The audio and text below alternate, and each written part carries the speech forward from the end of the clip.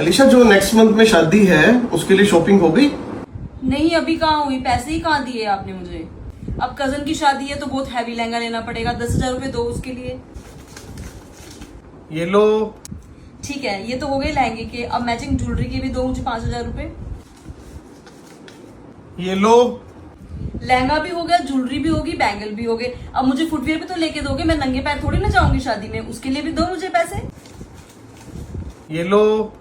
Dress हो गई, jewellery हो गई, बैंगल हो गए, अब मुझे साथ में मैचिंग हैंडबैग भी तो लेना है, उसके लिए भी दो मुझे पैसे। ये लो। अब सब कुछ नया होगा, हैंडबैग भी नया होगा, उसमें रखने के लिए पैसे भी तो चाहिए, हैंडबैग खाली थोड़ी ना लेके घूमूंगी, उसके लिए भी पैसे दो मुझे। ये लो। मम्मी उठो, शाम के 6 बजे कुछ खाने को दो। थोड़ी देर बाद नहीं आ सकती थी? इतनी मुश्किल से तो मुझे पैसे मिल रहे थे, तुमने मुझे वो भी नहीं लेने दिए, सपने में भी नहीं लेने देते मुझे पैसे ये।